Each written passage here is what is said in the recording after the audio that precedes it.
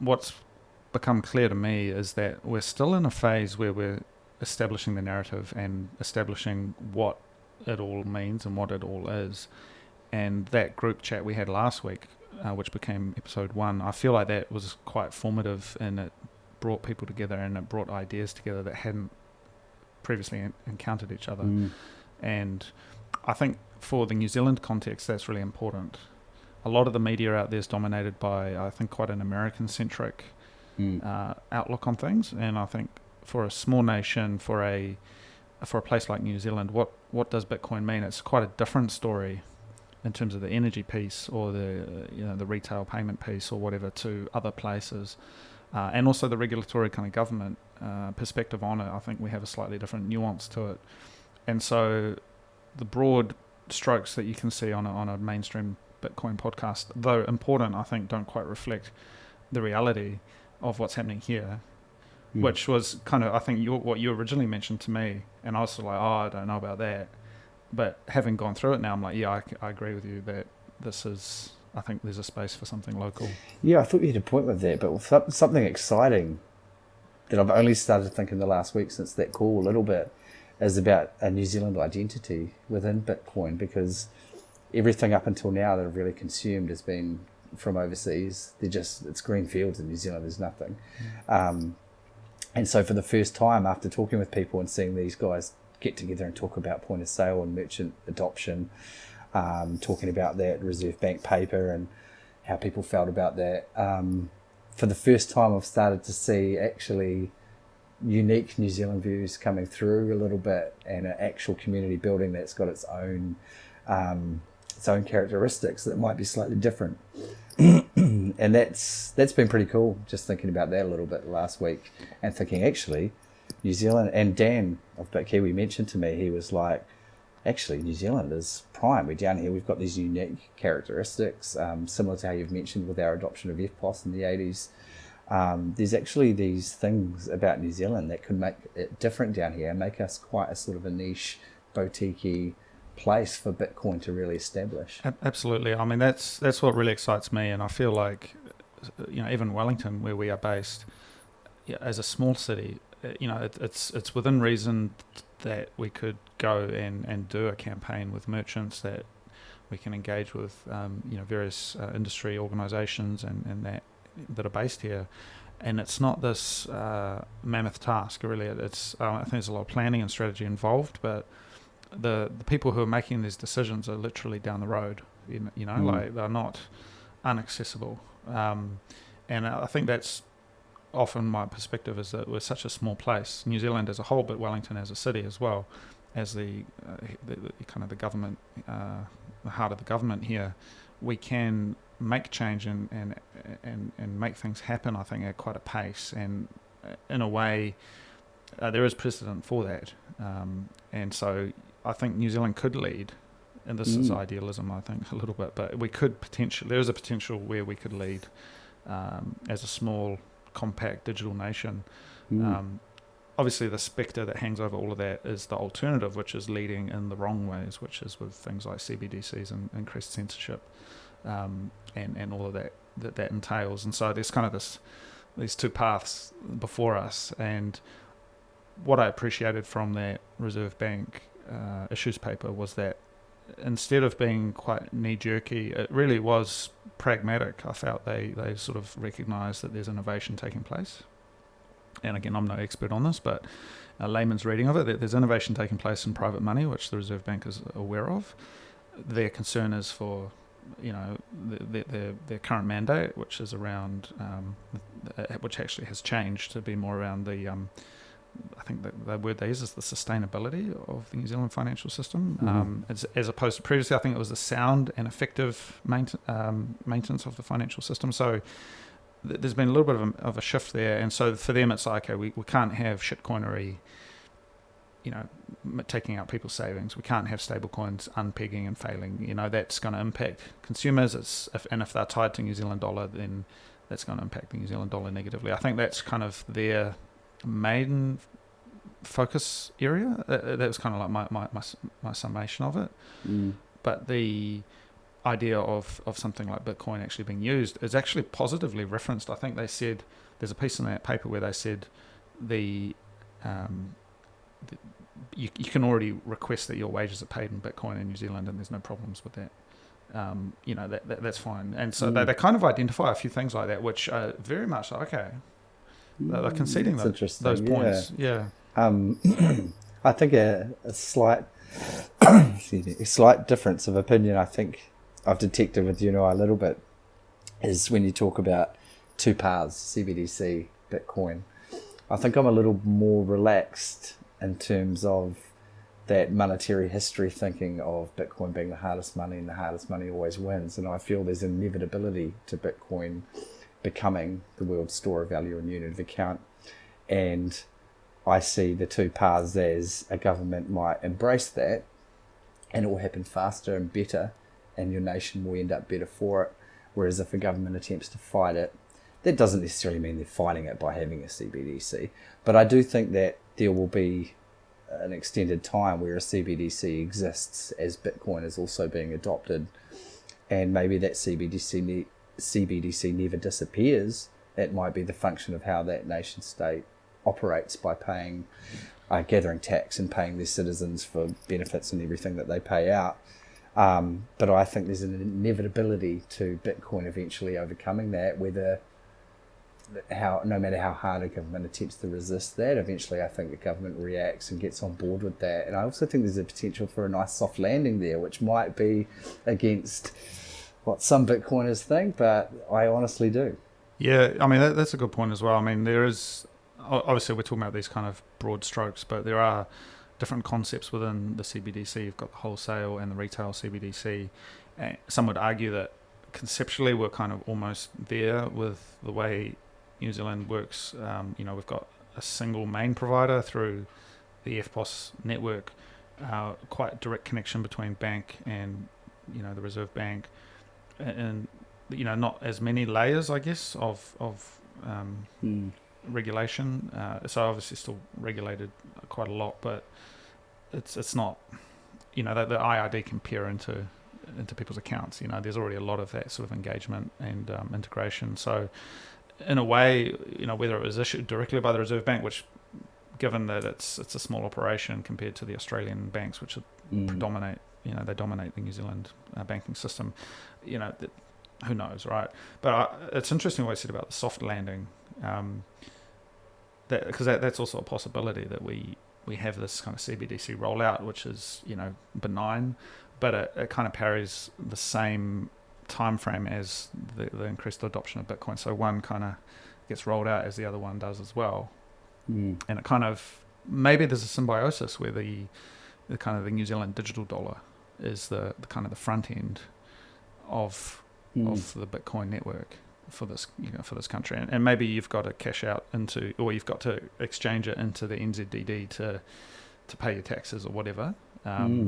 But the fundamental back end of it is Bitcoin instead of whatever Swift system they've got, archaic system they've got in place at the moment.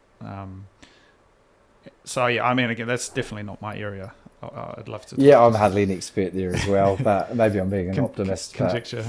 I do think we've seen those kinds of soft landings with technological advancements like Bitcoin in the past. For example, the internet, where it just heavily disrupted the mainstream media and how that was distributed at the time. But over time, if you think about your life through the adoption of the internet, we kind of morphed and transitioned to that. And it's one of those things, these major things happen over a period of time in your life. You don't actually notice a revolutionary marker in the sand in that period, but all of a sudden the world is dependent on the internet. And it wasn't all of a sudden, it was a gradual rollout, and it disrupted some seriously big entities. And eventually they had to run with it. People resisted it, and we came round, and here we are. I agree with that. And again, just looking at my notes here on the Reserve Bank thing, again, it's kind of from the outside, and there is a coded language that I think is being used in these, the way they talk about things. It's really hard to unpick it, like what does it actually mean. But I think my summary here was overall pretty lukewarm. No knee-jerk reactions. The the reality is, the change is inevitable, and so it's almost just negotiating sort of what that looks like, and sort of what it means. And it seems to me that, again, it's a very pragmatic approach to it that the Reserve Bank is taking. So the way they've written is not unexpected at all, really, is it? I must admit I have not pored over it in every detail. I've sort of skimmed over it. But, nothing surprised me in there. And, yeah, I mean, you can sort of sit there and try and put yourself in the shoes of somebody in that building. I should clarify here. So basically, I talk a little bit about the stewardship of, because I've written about this. So the concept of stewardship is sort of peppered throughout the article, or through that issue paper. And it seems that interpretation has come in, the overarching financial policy objective is protecting and promoting the stability of New Zealand's financial system. And the previous objective was maintaining a sound and efficient financial system. So a slight difference in wording. So that I found that quite interesting. It's that kind of the stability. It's, even if it's high inflation, as long as it's stable at high inflation, that could perhaps be considered as stable, right? As opposed to sound and efficient, which is a little bit more, I get kind of austerity vibes from something like that. Like it needs to just do it needs to be tight and do what it's supposed to do. Whereas stability is and protecting that stability is a little bit of a different kind of conceptual direction. But yeah, overall, I felt that opened up room for discourse and education as well. Can we share what this means and a vision for it? Because have you seen what's gone on with the Australian CBDC? Well, I saw a few things. I wondered about the accuracy of some of what I'd seen. I know there was a clip going around that I saw in the responses had been around since the Morrison government. So I wasn't quite sure about those inaccuracies, but it sounds like without having, and again, I haven't actually stayed really on all of this stuff and paid difficult. A lot of attention. But it does sound just generally that Australians are more advanced down the path of CBDC than New Zealanders. Well, as of today, they are running a pilot program. So they've got an ERC20 token going. They've got people can sign up for it. Institutions can be part of this mini Australian CBDC. But what I found interesting, which I was reflecting on, was just how many barriers to entry there were. Because I read the paper for that as well, and you basically had to be quite a well-funded bank or fintech company to even engage with that. Right. Whereas what I love about our community is that we can kind of just get together, a couple of us, and build stuff. It's all open source, and not only is the tech open source, but the idea generation is also open source. And so we can say, well, actually, how would you spin this strategically, from a design perspective, from a social perspective? Whereas with that closed source approach, you're kind of just throwing the same kinds of people at the problem. Yeah, and that's where I come back to Bitcoin's inevitability. I mean, it's a technological advancement. There are no barriers. It's permissionless. And again, people get sick of it, but I just am constantly relating it to the internet because, it's my favourite saying, the internet was to communication what Bitcoin is to money. It's just a serious advancement. It's just better. Suddenly, with an internet connection, you had people who had barriers to entry to try and communicate with others or get their word out, and those barriers removed. And suddenly, at a very cheap price, very easily, they could communicate. And so that's exactly now what we're seeing with Bitcoin. It's a technological advancement where suddenly the barriers of permission for banking are all removed, and you can communicate your value. Yeah. And you can store your value. And, like when I was reading about the situation in Tonga, and apparently, they operate a very small number of banks, and they're all commercially focused. And it's actually very difficult I've not been there, but apparently it's very difficult if you just want to set up a bank account to just go on a bank off the street. It's not really an easy thing to do, and Tonga may not be a great example, but that's the situation, however that percentage is, I forget now, of the world that's unbanked. They just don't have access to these things, and it's not appreciated by New Zealanders for the most part, because we've got the normalcy bias of our situation where you have banks that can be trusted, and you can mostly get access to those things, but you've got the huge percentage of the world that just doesn't have that. And that's why we're seeing all this stuff out of Africa with the African Bitcoin conference that's just been there, and you're just seeing all this stuff stream out of there, which is just so amazing and surprising to me, that it's just enabling all these things and giving these people access to transacting and storing value that just wasn't there before. And so, I mean, that just sums it up when you've got a CBDC coming in with all these barriers to entry, just like that, just like the old system. And that's where Bitcoin wins easily. Yeah, no, and I can agree with that. I've actually been to Tonga and Fiji, and Tonga is an interesting case because it's quite a low-lying country, very susceptible to climate change for one, but also just extreme weather events in the Pacific. And there's a lot of investment going in there at the moment through the Chinese development funds and China construction bank and that sort of thing. And you can see it as this interesting place because I feel like New Zealand and Australia, in a way, do have a protectorate role for these Pacific countries.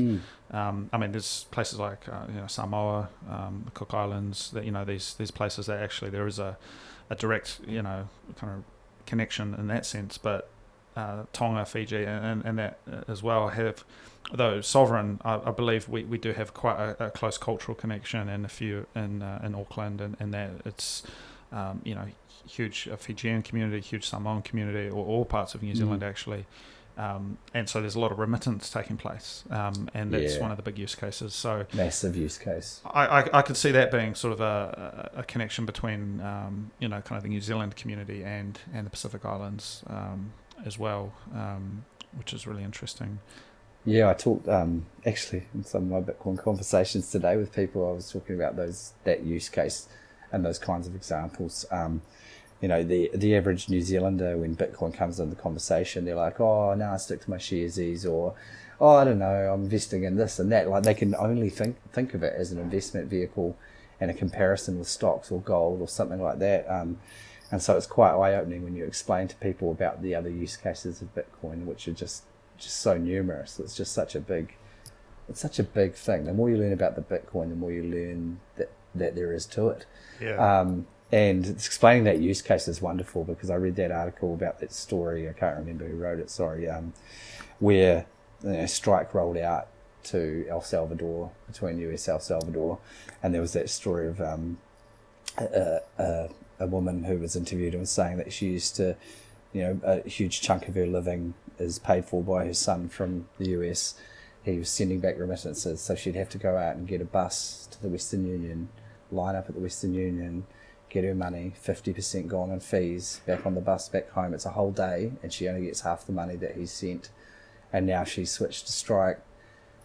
She wakes up, she's got a notification. There's the money he sent, and she's got virtually all of it. I don't even know if there's fees on Strike. I don't actually know, but and there it is, all of it there, and she's got her day back. That's just a massive thing. Yeah, no, I think there could be a role there. And coming back to Tonga, I'm just trying to remember. It was over a decade ago that I went there, but I remember I was pretty sure I was paying in New Zealand dollars and Australian dollars. Like, I think they may have their own currency as well, but I remember the taxi drivers and stuff, I was just giving them like $10. Yeah, they may accept both. I haven't been there, but I went to Rarotonga, and that's what they do there. Yeah. They have the Cook Islands money, and they just accept New Zealand dollars par Yeah, dollar for dollar. And so there is an opportunity, I think, for that sort of thing, where it's similar to the El Salvador situation, where government spending in New Zealand is actually deflating the value of their currency. Yes, and they haven't. actually. They don't get any of the benefits of the printing that's going on here, and they get no say in that monetary policy. Yeah, so I mean that's kind of the bigger piece kind of rolling out there. But what I'm really keen to drill into is around some of the initiatives that you've started and Bitkiwi has started with the meetups. So where did the idea for the Bitkiwi meetups come from? Well, it was quite awesome, actually. So myself and Dan, the Dans, we sort of kind of orange pilled each other a little bit. So one of us had started getting into crypto, and he'd been in my ear about, oh, I'm doing this, I'm doing that, and you should look into it, Paul, you should look into it. And it went on like this for a while. And then eventually I was like, you know what, you're right. There's something there. I keep thinking, I should get some of this Bitcoin, but I'll probably miss the boat because it just went up. Again, typical New Zealand. I was only thinking about it as an investment vehicle. So eventually I bit the bullet and said, all right, okay, I'll do it. And I signed up for one of these exchanges, surprisingly one that is still solvent, but may not be for much longer. And I started dipping the toes in, and then I started reading and learning about it. And then I mentioned it to the other Dan. He was sort of like, what is it? And I remember his comment one day to me quite vividly was, can't IRD just shut it down? And I was like, good question. And so I started reading more and more, and I really went down the rabbit hole. And so all three of us got into quote unquote crypto. But then we were reading and learning and discussing with each other, and we started finding out that something was different about Bitcoin. We read books more and more, and then essentially over a period of only a few months, we became maximalists, and we really started to understand Bitcoin properly. And once we got that, that it was a technological advancement and sort of separated it out from the weeds, we were sort of like, well, this is the future. Like, what am I doing in this world? And it was kind of like I found my passion at that point. I feel like for the first time in my life, I came across something where I maybe understood it before some other people did. And so I was like, this is something and it gave a little bit of meaning to parts of your life, And so then we sort of got together, the three of us. We started a little message group, just the three of us. And we started chatting, and we're sort of like, well, we should do something here. We should do something. Should we, get involved in this? Wouldn't it be exciting to be involved in this instead of regular other jobs and things? So we're like, what can we do? What can we do? So we joked around that, we could do this, we could do that, we could get into mining, we could talked about all sorts of business propositions. We really didn't land on anything. We're like, it's going to be something, but we don't know what it is. And so we coined the name Bitkiwi, and we just started calling us, the three of ourselves, Bitkiwi. And we didn't really know what we were going to do. And then we started looking for other Bitcoiners. And we're like, let's get involved in the community, talk to others, see what other people are doing. We got invited to a meetup from Tip NZ. He's quite well known, produced cool videos. And her partner's James Vigiano on Twitter, who's quite well known as well. And they're awesome Bitcoiners. I started up a Twitter account, started just sending out tweets with no following. Yeah. Somehow she found us. Invited us up, and so we flew up to Auckland and went to their meetup. We went to the meetup, and it was really awesome, just meeting with some other Bitcoiners and having a chat. And then after that, we were like, you know what? There's none other of these things. We found a crypto meetup in Wellington. We went to that. Nice people, but it wasn't Bitcoin. It was, in fact, I think I got mocked a little bit about Bitcoin, and I didn't know enough to really push back well. And we were like, well, there's no Bitcoin meetup in Wellington. That was a one-off in Auckland. Should we just try and get Bitcoins together ourselves? We're looking to get together with them, but it's not happening. We may as well just start it. And so that's when we decided to actually just start a meetup.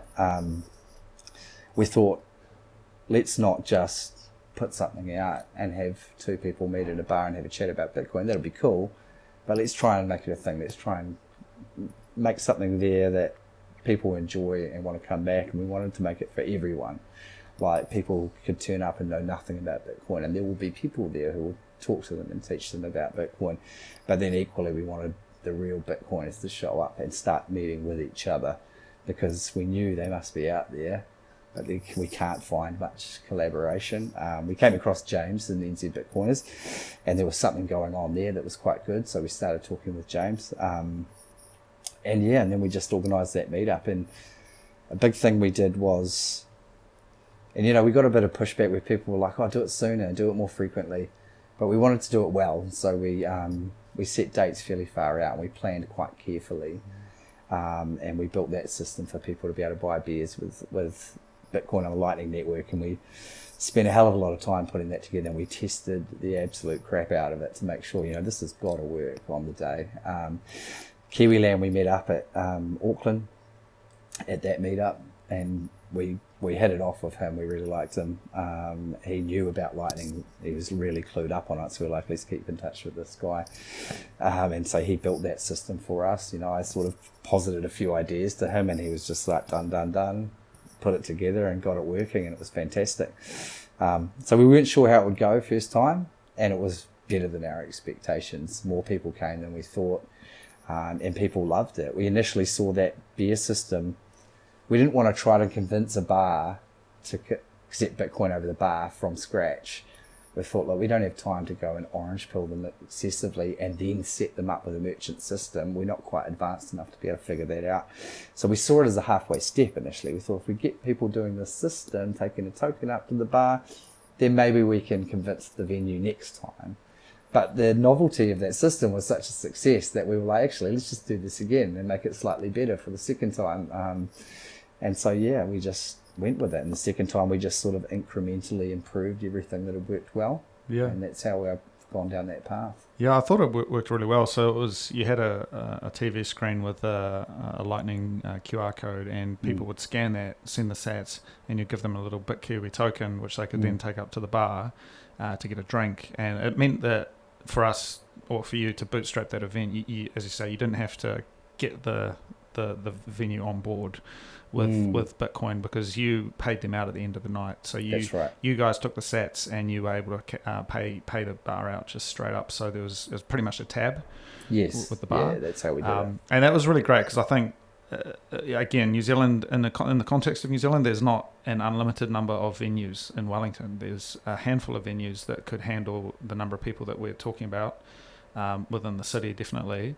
And so relationships are really important, and building relationships, and so you can't just kind of burn through a venue. You really have to put in the effort and respect for people and say, hey, look, we're gonna work through this and take our time and do it properly to make sure it works, which I think is, maybe it might be different if you're in a huge city. You could just try it out in a different place. Maybe it doesn't work. You can be a bit more rough with the experimentation, but I really respect the approach you've taken, which is quite considered and ultimately shows in the success of the event, which I think has grown. Because have you done 2 or 3? Yeah, we had 2. Yeah. So there was around about 25 at the first one, and 35 at the second. And people flew in for it. Yep, we had a couple of travellers at the first one, but then we had I noticed quite a few people flew in at the second one, which was quite awesome. Yeah. That was really cool, actually, especially like BTC Nautilus coming up, or Brandon coming up from Dunedin. That was really cool. Yeah, a few people came up from down south, and I also feel like we had the channel, the Telegram group going, but we didn't necessarily have as in NZ Bitcoiners Telegram group, but we didn't really have a much wider reach in terms of Twitter and that, and I think that's maybe beginning to change now. So perhaps the next one, which is in February, right? Yep. I have a feeling like there's just a little bit more traction, and we're sort of... I'm starting to think so, and I'm also excited about the Christchurch one in March, because I've just noticed there seems to be a lot of Bitcoiners in the South Island, and I've seen on the Telegram thread there's been a lot of people joining new in the last couple of weeks. And when they're asked where they're from, so many have said Christchurch. Every time I've seen Christchurch, I've been like, yes. Yeah. Because I'm really looking forward to that Christchurch one, and I think it could be a few numbers. Yeah, that should be really awesome, actually. Yeah. No, look, I'm excited, and I think there's a couple of things that have happened that are very opportune, as the Greeks would say, kairos, the opportune time for things to happen. And so we've got the Bitkiwi meetups, which are happening, but there's also the organisation around the group, the Telegram group and Twitter, and that whole community, which I was really blown away with at how collaborative and communicative and open that community was to working together, you know. And I haven't really experienced that with other things. I guess like it just feels like everyone is aligned with what we're doing and willing to put their hand up and do stuff and volunteer or whatnot. Do you get that sort of impression? Oh, definitely. And I love that about it. Like us working with Kiwi Lamb, like he was awesome. Did you see? He wanted to give us whatever time we needed. And we sent him like a few sats as a thank you and that, but I don't think he really cared, although he treasures sats. He said to me before, to him he views his sat as $1 in the future, and so every sat is precious. But yeah, you definitely feel that, and that's a big ethos of Bitkiwi, the three of us, is yes, we want to be a business one day, but actually we're not focused on trying to make any money out of anything right now. We're basically in an extended discovery phase, and we never want to make money off Bitcoiners, and we never want to. We don't want sponsorship. We've had a few reach out about sponsorship or trying to sort things out for around our meetups, and we've politely declined all of that because it just doesn't really fit with the ethos of Bitcoin and what we're trying to do. I can appreciate that. I think sponsorship can be difficult, and especially in the market that we're in at the moment. Like, I mean, at a large scale, I mean, there's a lot of issues with some of the bigger exchanges and just some of there's disruption taking place that has really shooken up the industry in a good way, I think, ultimately. But what does that mean when you're taking sponsorship from these people? Yeah. Are you what side of the fence are you on? And that's why I really love some of the direct engagement that you can do with things like value for value and streaming sats.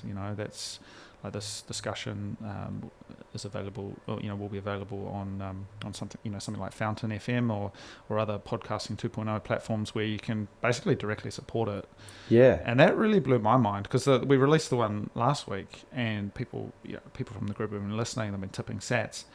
And I was like, to go from $0 to $1 on YouTube, for example, that takes quite a concerted effort to build that out. Like, you really, to even start making money, you have to kind of get approved and have a proper thing and get a certain amount of page views or video views on YouTube. But on day one, I was able to start getting sats, and it wasn't a huge number, but as you say, I treasure sats as well. And so the support means I'm like, wow, there's a real opportunity here for me to build some more, to do more, and to take the effort to build out a podcast. Well, that's the cool thing about Bitcoin, is that once you really deeply understand it and you have this belief in it and what it's going to do in the future, you become less caring about making a quick buck anywhere. Like, you start to just think, I'm just going to stack my sats, and a sat might be a fraction of a cent today, but the way Bitcoin works, with that scarce fixed supply, and the way that is going to change the world and how we think about money, and living in a deflationary world, which is something we've never seen before, and what that could mean for the future, is that you just start to think differently. And I mentioned in that Zoom call about living by Bitcoin principles outside of Bitcoin, and that's a real thing, and that's how we roll with Bitkiwi all the time. We're like, proof of work. We come to a consensus, and we don't trust verify. You just start to live these things, and so you get away from that whole crypto world of how can you make a buck, and actually we're just like, let's just be involved in Bitcoin. And we know that this world will be great one day. Let's just be part of it. I absolutely agree with that. And I've been running the concept in my mind as well about how that conception of value will be changing, and how I talked about this last time, but that kind of hyper local, hyper global concept that I can stack sats from a post that I've written on Stacking News that people are tipping, but I can also go and buy a coffee with that at food for the people down on the waterfront here in Wellington who take lightning payments. And I think, wow, like, what does that mean? Because it kind of could still make sense in fiat world. Like, maybe you sell something online and then you get some money and you can buy it, but it's so contrived and disconnected. Like, the levers don't quite connect with each other. But when it's literally I'm earning the sats and then I'm spending in real life, or vice versa, it's like that's something very powerful. And the way I've been thinking of it, it's like the value will start flowing through everything. And so any kind of like button or upvote or anything will be a microtransaction, a couple of sats. Yeah. But what you're doing is you're monetizing that person straight away. And as I said, I've never, I've done a bit of YouTube, and I do, some other, online content and things. I've got another podcast that I run as well. And to monetize that, there's this huge barrier to entry, to actually get something back from that. Whereas value for value enables that on day one with just one person tipping one sat. You've gone from 0 to 1. And it's not a lot in that kind of fiat sense, but if you're looking at it with that long-term lens, it's absolutely a game changer. Oh, absolutely. And I like it how you can actually, and I love talking Bitcoin theory and philosophy and things, but Andreas Antonopoulos in his Internet of Money book series talks about the streaming of money. And I had to reread that bit a couple of times to really get my head around it. And so we think of a transaction and then we think of a microtransaction. But actually all we're doing is reducing right down until value is a stream. And he talks about, you get paid weekly or you get paid monthly. And that's because that the financial system means that we need to time box these things because there are these processes that have to happen for us to give you the value that you've earned.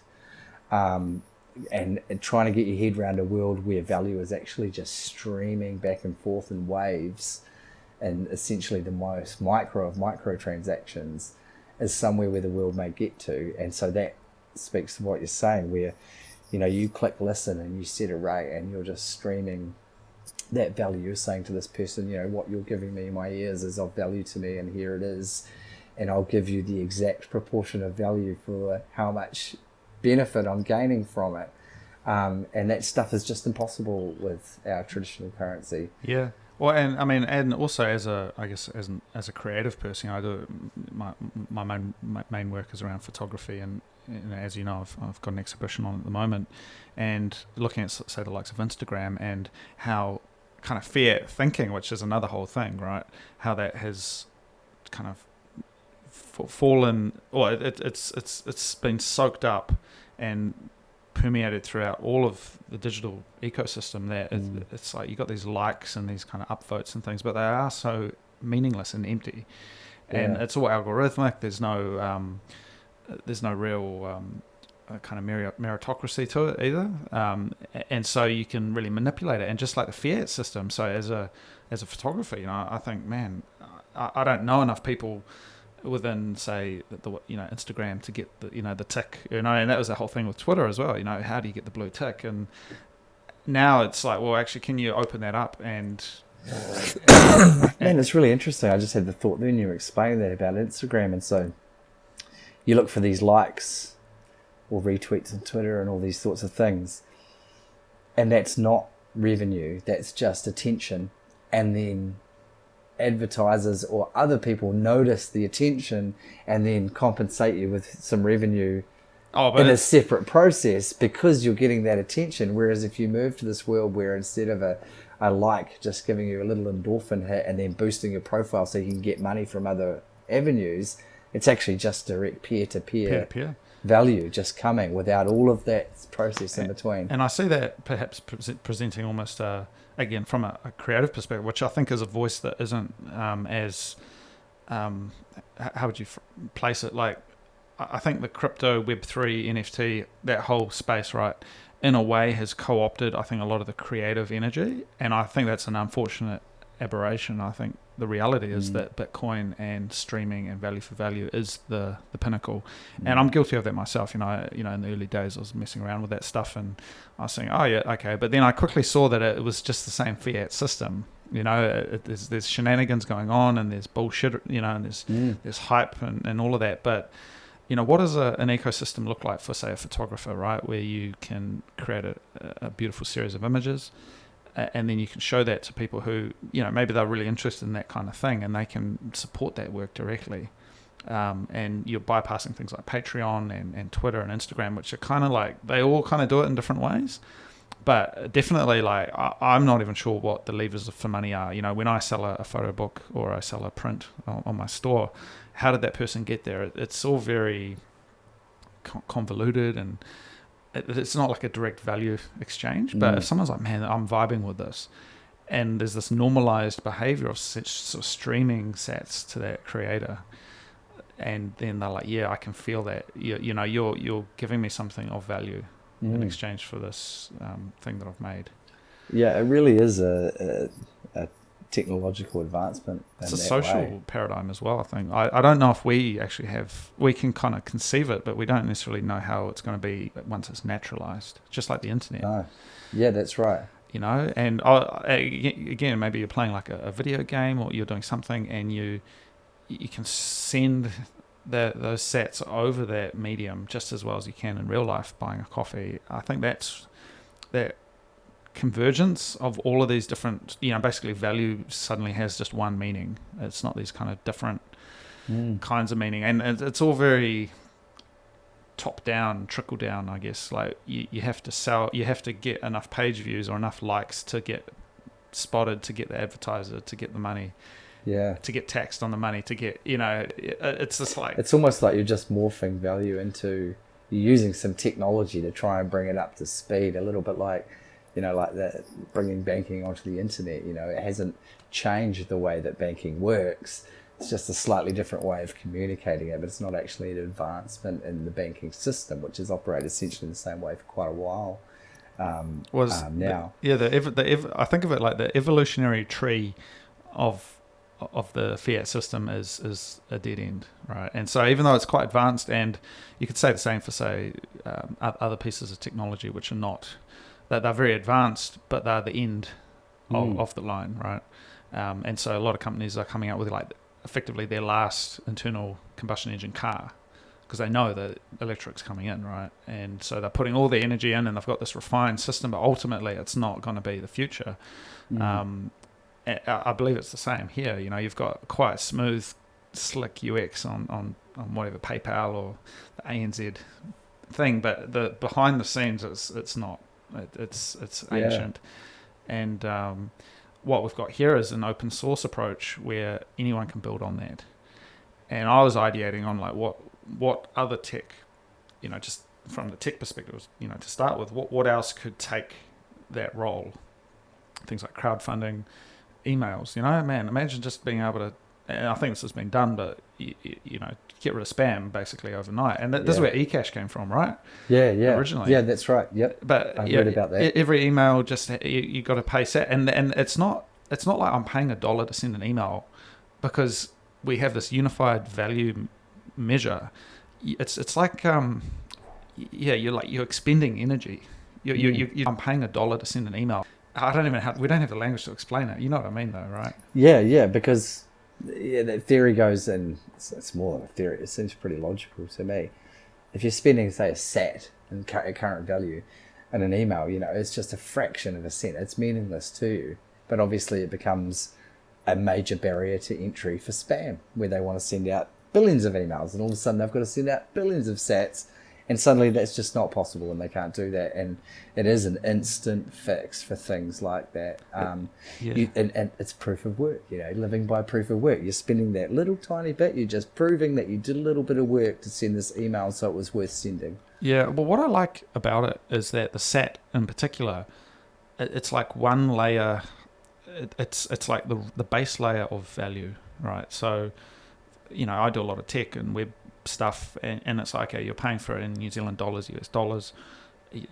There's no one thing that currently fulfills that role.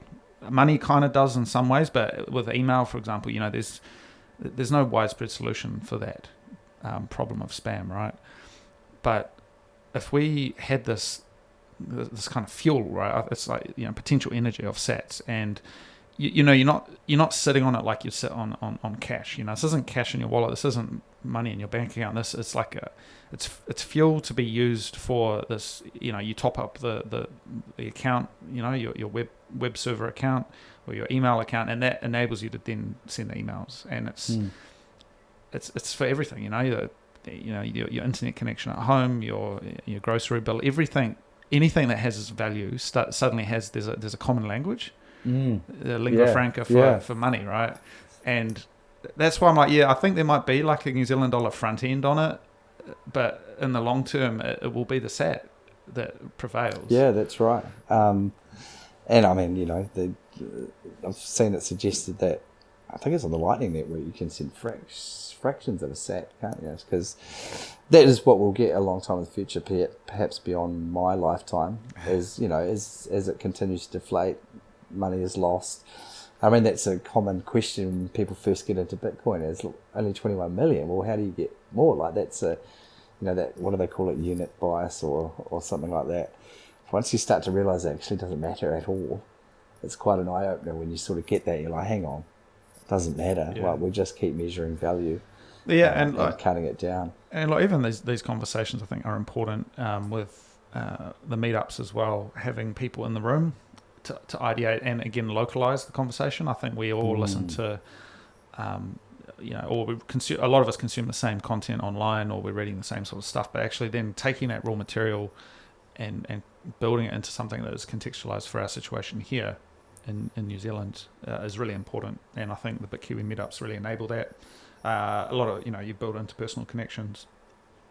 People wanting to collaborate, put their hand up for things, and I've really noticed that like almost just in the last, it would have been September was the first one. Yep, September and November were the first two. Yeah. And so it's been pretty much, or maybe just over a month since the last one. And in that time, I've just noticed a real uptick in everything that's been going on. It almost feels a bit overwhelming, to be honest, because I'm like, wow, this is all happening. It's hard to keep up, and it's amazing, actually, because when we first got involved and started planning, it feels like years have progressed, and it was all this year. It feels like it's just exploding. And even the people at the first meetup, I think maybe less than half are at the second meetup. So I know that there's a larger population out there, and I think it's just going to keep growing. And I've noticed that with Bitkiwi's Twitter followers. When someone follows and I have a quick look at their account, I'm seeing something different now than when I first started the account. I'm seeing what appear to be, just from little clues, New Zealanders with small followings who either just joined Twitter not that long ago, or they've been around for a while, but they're not trying to be Twitter personalities. But they're clearly people who have recently become orange-pilled or have just got involved in Bitcoin. Yeah. And I feel like that's growing. They're different followers than they were when we first started the account. Yeah. And I think the other thing that's worth mentioning, contextualizing it in kind of where we are right now, price action isn't really a thing. We're kind of in the downslope of price, right? And so a lot of that speculative stuff kind of gets washed out, and so we're left with pretty much a core base of people and new people coming in at this point. But I think it's got a very different energy to it, for lack of a better word, that is quite constructive. I feel like now, and other people have said this, but that these are times when things get built, relationships are created, and it all comes together. So that when the inevitable price action takes off and everyone and their dog wants to get involved, we've got a little bit more of a cultural understanding of kind of what we're about. Yeah. And we don't get hyped up too much, because that's when you get the excess and that's right. Yeah. And the shitcoinery no doubt follows. And that's where I feel like I'll sort of feel a bit of educational responsibility on people to keep their heads a bit and just keep teaching them about Bitcoin, and because there's going to be the next time, probably towards the next halving, we're going to get a whole new batch of shitcoins, all these brand new ones coming in, and the first thing you think when you get involved is, when you start learning, is, oh, but this one can do that and this one can do that. Everybody goes on their journey, and so that's one thing I've always said is, at our Bitcoin meetup, shitcoiners are welcome. Please come so that we can talk. I understand what's going on. I've been through the journey. Most people seem to have to experience a bit of pain before they start to understand the difference. But everybody's going on that journey, and how long and how much money you lose is up to you in that journey. But hopefully we can help you get through it fast. Look, thank you very much. It was good to catch up, and I appreciate the short notice on doing this catch up. Sweet. But we might wrap it up there. If people want to follow the Bitkiwi story, find out about events and stuff, what's the best way to connect with that? So we mainly through Twitter at Bitkiwi1, and so the number one at Bitkiwi number one. Somebody got Bitkiwi. I don't know. Maybe in Elon's little purge, we might be able to get it back. Yeah. We're on meetup.com. And our next meetups are February 11th in Wellington, Fork and Brewer, 2 p.m. March 25th in Christchurch, 2 p.m. We're negotiating with a few venues at the moment, so we'll announce that. And then again in Wellington, April 29th. April 29th. Yeah. And we're going to continue after that. We're just organising that next batch of 3. That's keep great. It going. All right. Thanks very much, Paul. Thank you. All right. Cheers.